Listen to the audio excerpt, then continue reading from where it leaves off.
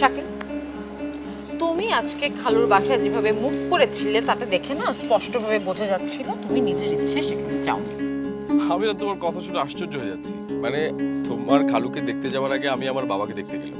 যেই বাবা তার ছেলের উপর অভিমান করে আরেকজনের বাসায় থাকে, সেই বাসার ছেলে নাকি আমার বাবাকে আশ্রয় দিয়েছে। এটা জানার পর আমি তোমার খালুকে দেখতে গিয়ে ওখানে খিলখিল করে হাসবো?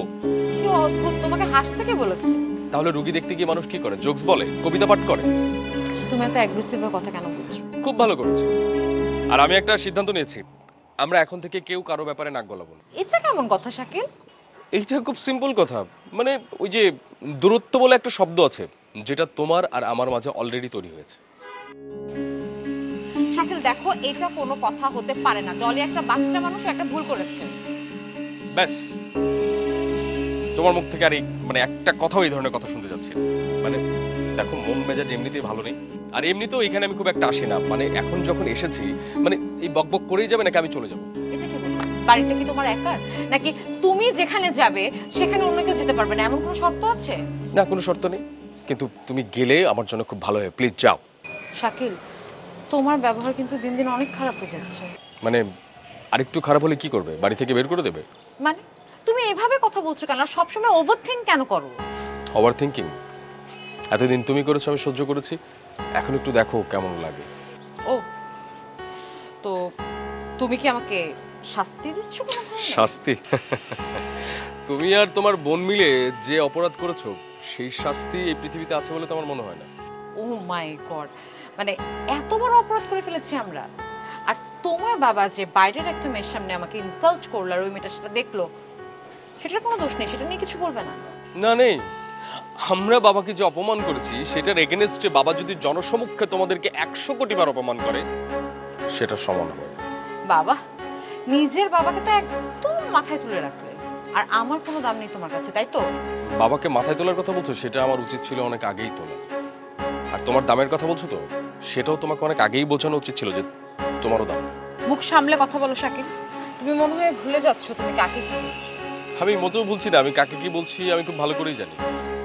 মানে যে কারণে তোমাদের সাথে কোনো খারাপ ব্যবহার করতাম না, তোমাদের কথার কোনো উত্তর দিতাম না, বিদেশ যাত্রার কথা বলছো তো, সেটা তো ক্যান্সেল করে দিয়েছি। আমি যাচ্ছি না কোথাও।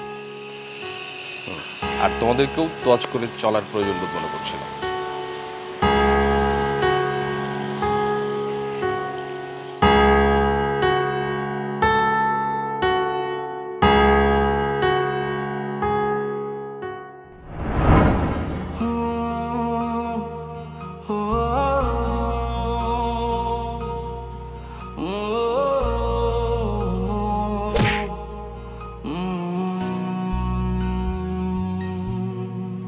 এই ইটের খাঁচায় কংক্রিটে ডানা ঝাপটায় ইচ্ছের পাখি, শহর জীবন বোঝে না তো সবটুকু মনে হয় ফাঁকি।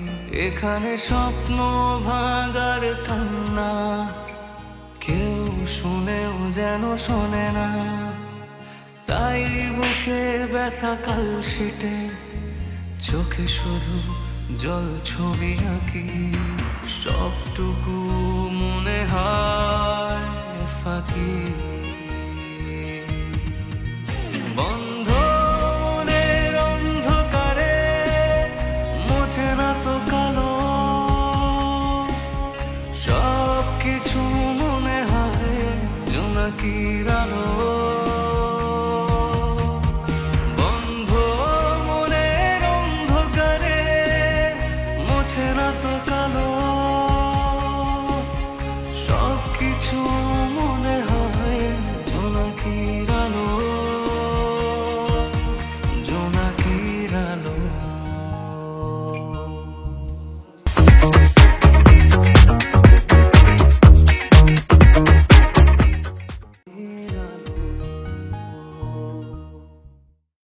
লতিফা, লতিফা, আসছে।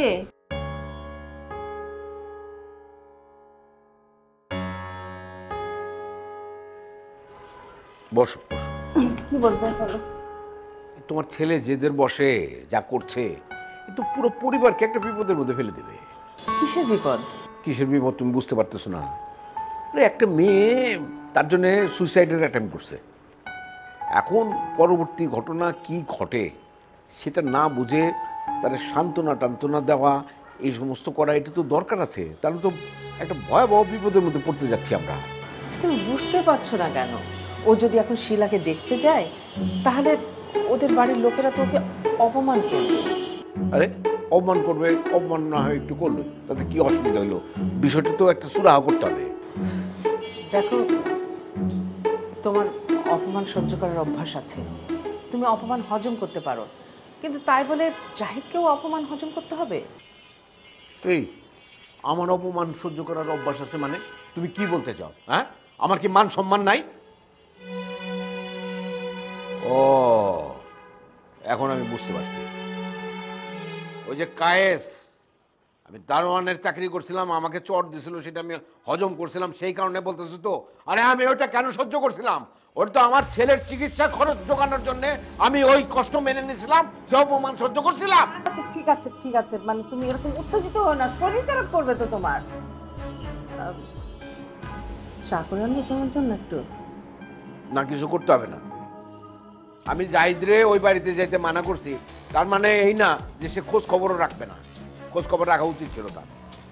আচ্ছা, তুমি কি চা খাবে? আমি চা নিয়ে আসবো? না, চা আনতে হবে না। শোনো, শিলার ব্যাপারটা কতটা ভয়ানক, এই বিষয়ে খোঁজ খবর না নিলে কি হতে পারে সেটা তুমি বুঝতে এত কেন দেরি করতেছো আমাকে বলো তো। আচ্ছা, তোমাকে আমি একটা কথা বলি, মানে তোমার মেয়ে সুইসাইড করতে গেছে এবং যার জন্য করতে গেছে সেই মানুষটাই তোমার সামনে তৎক্ষণাৎ চলে আসে, তুমি বলে কি করতে বলো তো? একদম একটা গালের মধ্যে চট দিতাম, আর কি করতাম। এই তো দেখেছো, নিজের বেলা কিন্তু তুমি বুঝতে পেরেছো, কিন্তু এই কথাটাই আমি তোমাকে বোঝাতে চাচ্ছি, তুমি কিন্তু বুঝলে না। দেরি কেন করলে বলো তো?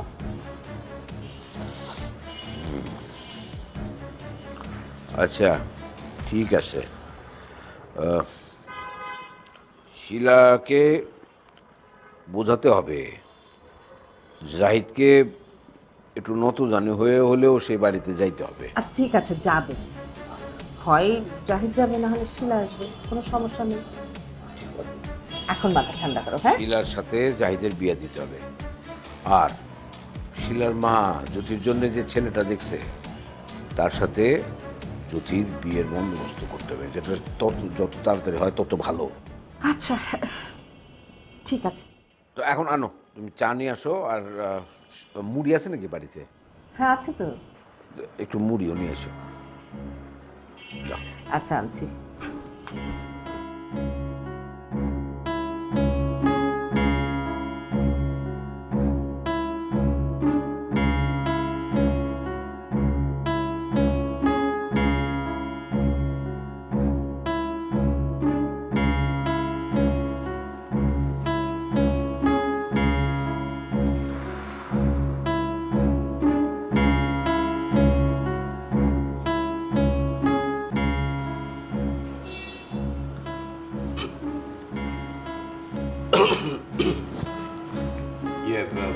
উমা, তোমার কি মন খারাপ? উমা, না, এমনি আছি একরকম। ও বুঝছি, ওই ফারদিনের জন্য বোধহয় একটু খারাপ লাগতেছে না? তুই শুনিসনি ফারদিন ওর এক্স ওয়াইফের কাছে আবার ফিরে গেছে? ও কি বলো, তাই নাকি? তো এটা তো খুব খুশির কথা। এরকম একটা খুশির কথা শুনে তুমি মন খারাপ করে বসে আছো কেন? সব সময় সব খুশির কথা শুনে জাম্পিং করতে হয় না বাচ্চা। ও কি জানি, তোমার তোমাদের বড়দের ব্যাপার স্যাপার আমি বুঝিও না। অনেক আশায় ছিলাম জেরিনকে ফারদিনের সঙ্গে বিয়েটা ধুমধাম করে দিল। বদমাস ছেলে আমার কি একটা করে বসলো। মা ওজা করছে, আমার মনে হয় ওর ভালোর জন্যই করছে। তুমি মন খারাপ করো না। না, আমি মন খারাপ করব না। কেন মন খারাপ করব? বোমা, জেরিন যাই বলুক না কেন, ওই পোলার লগে কিন্তু আমি জেরিনকে বিয়া দিব না।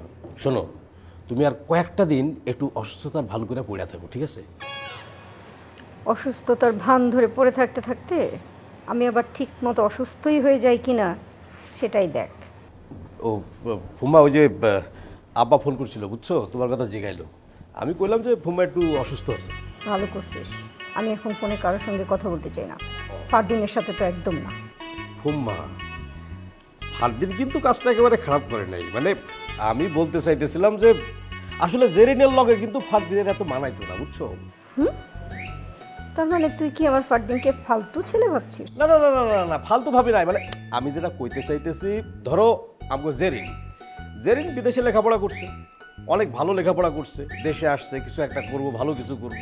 আর ফারদিন মনে করো বাইরে থাকছে, লেখাপড়া ঠিক মতো করে নাই, কি খায় না খায়, উল্টাপাল্টা কি করে না করে তার কোনো ঠিক নাই। শরাফত, তুই কিন্তু আমাকে অপমান করছিস। আই, তুই যা আমার সামনে থেকে, যা তো। আমি আর তোকে দেখতে চাই না এখন, যা। তোর সঙ্গে একটা কথাও আর বলতে চাই না। তোর দুই বোনের গরিবের সঙ্গে বিয়ে হয়ে যাবে, সেটাই ভালো, বসে বসে দেখিস। বিয়ার কি হইব, একজনের তো হইয়াই গেছে বিয়া, বাকি যে আছে তারও হবে। আমি আর তোদের মধ্যে নেই। হোম্মা তোমারে আমি কি কইলাম আর তুমি কি বুঝা রাগ করে বসে আছো? আরে আমি ফারদিনের কথা কইতেছি, ফারদিন তো আসলে এখানে নাই, আর সে তো বিয়ের ব্যাপারটা চুকাই গেছে, তাই না? যত যাই করুক, তুই কেন আমার সঙ্গে এভাবে কথা বলবি? আচ্ছা ঠিক আছে, সরি সরি, আমি বলছি ভুল করছি, আমি আর কমু না। আমি এখন যেটা কইতেছি যে তোমার পোলার মতো পোলা এই বাংলাদেশে নাই, পৃথিবীতে একটা নাই। এবার খুশি তো? থাম, আমাকে আর খুশি করতে হবে না। যা বলছি মনোযোগ দিয়ে শোন। ভালো একটা পাত্র খোঁজ জেরিনের বিয়ের জন্য। ও যে ছেলেকে বিয়ে করতে চায় সে তো বেকার। কত কষ্ট করবে বল? বেকারের সঙ্গে বিয়ে হলে কত কষ্ট হবে জানিস? ফুম্মা, দরকার হয় আমি হার্ড লাইনে যাব, ওই জাহিদের পরিবার আমি একদম তছনছ করে দিব, তো জেরিনের সাথে ওর বিয়ে আমি দিব না। ঠিক আছে, যা এখন জেরিনের রুমে যা, জেরিনকে বুঝিয়ে বলে দেখ কাজ হয় কি না। হ্যাঁ ঠিক আছে ফুম্মা, আমি সর্বোচ্চ চেষ্টা করতেছি। জেরিন জ্ঞানী মেয়ে, ও হয়তো বুঝবে। হ্যাঁ দেখি, আমি ওর লগে কথা কই, ও কি কয় দেখি। শোন, মাথা ঠান্ডা রেখে কাজ করবি। মাথা গরম করে কাজ করলে কাজের কাজ কিচ্ছু হবে না, উল্টো তুই বিপদে পড়ে যাবি। আরে ফুম্মা তুমি কোনো চিন্তা করো না, আমি কে, আমি তোমার ভাতিজা, কোনো টেনশন করো না, আমি আসি তো নাকি। বুঝলাম আসিস। আরেকটা বিষয় ভালো করে বলি, ওই যে বিটলু আর ছোটলু না কি যেন নাম, ওই দুইটাকে আশেপাশে ভিড়তে দিবি না, আমার একেবারে সহ্য হয় না ওই দুইটাকে। তুমি কোনো চিন্তাই করো না, এগুলো তো বাদ দিয়ে দিছি, বাতিলের খাতায় একদম। হ্যাঁ এখন আমি আমার অনেক খারাপ রিপোর্ট পাইছি, অবশ্য নতুন দুইজন খুঁজতেছে, দেখি পাই কিনা। তাহলে আমি আসি এখন। হ্যাঁ যা।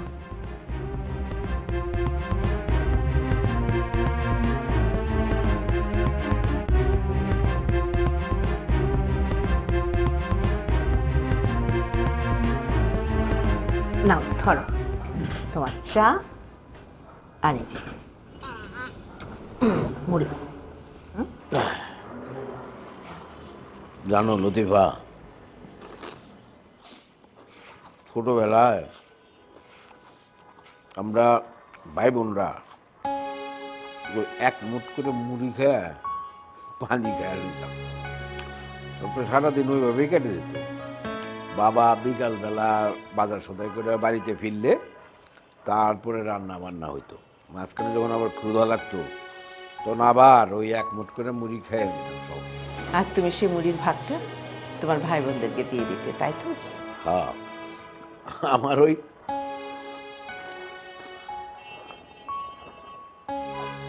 ছোট্ট হাতের মুঠে আয় ওদেরকে মুড়ি দিতাম। হ্যাঁ, এখন সেই ভাই বোনেরা বিদেশে থাকে, কত ভালো মন্দ খায়, 1000 টাকার কফি খায়, হরেক রকম খাবার খায়, কিন্তু দেখো তোমার কথা তারা একবারও মনে করে না। আছে যে যার মতো করে চলতেছে। এখন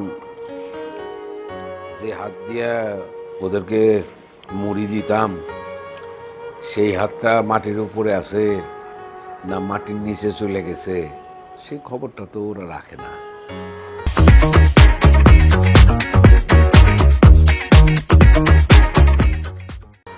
আচ্ছা, তুমি খামাখা বারবার এই কথা মনে করে কেন কষ্ট পাও বলো? কষ্ট পেও না, চা খাও। আচ্ছা লতিফা, বিদেশে কি মুড়ি পাওয়া যায়? হয়তো বা যায়, ওরা মুড়ি খায়ও, কিন্তু তোমার কথা মনে করে না। এটা ওদের কাছে বিলাসিতা, অর্থ আর দ্বন্দ্বই ঢেকে গেছে।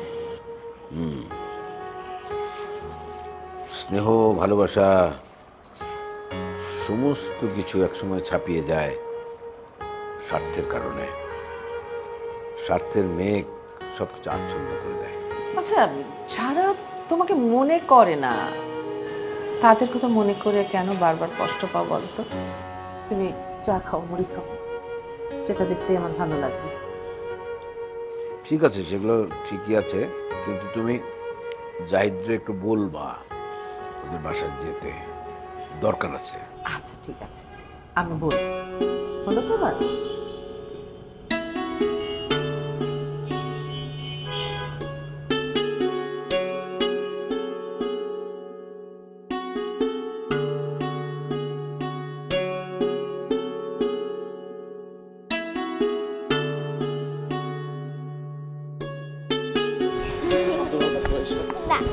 বাবা, একটা কথা বলি। কি বলবি বল। তুমি কি দাদু ভাইয়ের বাসায় গিয়েছিলে? হ্যাঁ গিয়েছিলাম, দেখা করেছি, কিন্তু দাদু ভাই অনেক রাগ করে আছে। হ্যাঁ অনেক রাগ করেছে। তা তো করেরই কথা, আমরা কি তো দাদু ভাইয়ের সাথে ভালো ব্যবহার করেছি? বাবা, তুমি আমাকে কষ্ট করে নিয়ে যেতে, তাহলে দেখতে দাদু ভাই কোনো রাগ করতেই পারতো না। হ্যাঁ তোকে নিয়ে যাব, কিন্তু এখন না। কবে? কিছুদিন যাক না। তার কারণ হচ্ছে তোর দাদু ভাইয়ের মনে এখনো অনেক অভিমান জমে আছে। আচ্ছা বাবা, তুমি কি দাদু ভাইয়ের বাসা চেনো? আর বাবা, অভিমান কি বরফের মতো জমে থাকে? আমি তোর দাদু ভাইয়ের বাসা চিনি না, তোর নীলা ম্যাডাম বলেছে আমাকে তার বাসার অ্যাড্রেসটা দেবে। আর অভিমানের কথা বলছিস, অভিমানটা যে আসলে দেখতে কেমন সেটা আমরা কেউ জানি না, এটা মনের ভিতর জমে থাকে। অভিমান কি ঠান্ডায় লাগলে যেমন আমাদের কফ জমে থাকে তেমন? পাকনামি করতে পারে, চল। না।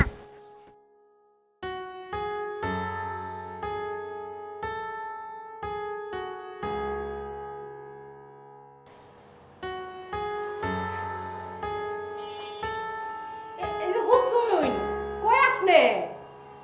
এই যে মায়া গো, একটা কথা হুনসুন নি, মনসুর যে কিডন্যাপ হইছে। মনসুর কিডন্যাপ হয়েছে? হ্যাঁ, কি ধরনের কথা, কি কর না কর, কিসের কিডন্যাপ হয়েছে? ও মায়া গো, কিডন্যাপ কেমন হইছে তাকে আমি জানি। আরে নিজেই তো একটা সন্ত্রাসী, ওরা কিডন্যাপ করবো কেনা? কে রে, আপনি জানুন না বাপের উপরে যে বাপ থাকে। হ্যাঁ, বাপের উপর বাপ থাকে সেটা জানি, কিন্তু দিন দুপুর ওরা কে তুলে নিয়ে গেল? ও মায়া গো, খালি কি তাহারে লয়ে গেছে, ইলারা তো টেহাও চাইতেছে। টাকা এই টাকা চাই, কিন্তু তুমি জানলা কিভাবে? আমি গেছিলাম আশার লগে কথা কইতে, তখন যায় শুনছি। আর খালি কি কথা কইতে গেছিলাম, হ্যাঁ কিডন্যাপাররা ফোন দিছিল, হিলাগো লগে আমি কথা হইছি। হায় হায় হায় হায় হায়, তুমি কত কি সর্বনাশ করে ফেলাইছো। হ্যাঁ, আমার কাছ থেকে অনুমতি না নিয়ে তুমি ওই যারা কিডন্যাপ করছে তাগুলো কথা কইছো? হ কইছি। টাকা ভাড়া চাইছে তাই না? কত টাকা চাইছে? আমি কি ধরছি জানুন, হিলাগর একটা অফার দিছিলাম, 12,000 টাকা দিতে চাইছে, হিলারা তো রাজি হইল না। তুমি 12,000 কইছো, তাতে রাজি হয় নাই, তো ওরা চাইছে কত? মায়া মায়া ও ইতা যদি আমি কই, তুমি খারাপ থেকে দফ করে পৈরাক করে অজ্ঞান হয়ে যাইবা। হিলারা 50 লাখ টাকা চাইছে, তুমি কত 50 লাখ টাকায় কিতা গাছের গোড়া? ওরা 50 লাখ চাইছে, তুমি 12,000 টাকার কথা কইছো। এখনো কি মনসুরের বাসায় রাখছে না মাইরে ফেলাইছো? এটা কই কেমন করে? ও মায়া গো, মাইরা আলবো কে রে? হ্যাঁ, দামাদামি তখন পর্যন্ত ফাইনাল হয় নাই। আবার আশা কিতা উঠছে জানুনি, হিলা করে তো 1 লাখ টাকার অফার করে ফেলাইছে। 1 লাখ তো দিবই, যেমন আয় করতে এরকম ব্যয় করবো না, এই জন্য মানুষের সৎ থাকা লাগে। শুনুন, আপনি হুন যাই, আমি কোনো যাই পারবো না। কিতা কইলাইন? হ্যাঁ, যাই কাটতেন না। হ্যাঁ, আমি কিতা বডি হাতে লয় আম, অকরে কিন্তু কুটতে আলবাম। হ্যাঁ, আপনি কেড়ে যাইতেন না। হিলারা কিতা আমগো ভাড়াটিয়া না, আমগো লোকে চলাফেরা করে না, উঠা বসা করে না, হিলাগো বিপদ আপনি যাইতেন না কেড়ে? হ্যাঁ যাইতে হবে। শুনুন, এখন আপনি কিতা করবেন জানুন? কি? আপনিও হন ওই যে হালিম কমিশনারের কাছে যাইবেন। আরে কি কর তুমি হালিম কমিশনের কাছে যাবো? হালিম কমিশনার ভালো করে জানে আমি তারা সাপোর্ট করি না, আমি সাপোর্ট করি মনসুর রে। জানো, জানলে কি হইব? হ্যাঁ শুনুন, তারার দরহারটা কি? তারার দরহার হইলো ভোট। আপনি যদি হিলার কাছে যাইয়া দুইটা মিষ্টি করে কথা কইন তাহলে হিলারা কি মনে হরবো? মনে হরবো যে হিলা করে ভোট দিবেন। নে ভুল কইলেন, আমি 1 লাইন না, আমি 2 লাইন বেশি বুঝি। মিন্টু ভাই, তুমি এখানে কেন হাসতেছো? এটা কি হাসার জায়গা? না, বলছিলাম কি ওই মনসুরে কে বা কারা কিডন্যাপ করছে। হ্যাঁ হ্যাঁ, কোন কি মনসুরে কিডন্যাপ করছে দিনে দুপুরে? কেডা? ঠিক আছে, সমস্যা নাই, সব ঠিক আছে, কিন্তু তার আগে এটাও দেখো ওর ফ্যামিলি যেন আমাদের নামে আবার সোসাইটিতে মামলা না করে, কমপ্লেনও না করে। শিলার কথা কইলেই তো মানে জাহিদ রে মনে হয় শীতের দিনে ওর গায়ে কেউ ঠান্ডা পানি ঢেলে দিচ্ছে। সবটুকু মনে হয় ফাঁকি, বন্ধ মনের অন্ধকারে মোছে না তো কালো, সব কিছু মনে হয় জোনাকির আলো, জোনাকির আলো, জোনাকির আলো।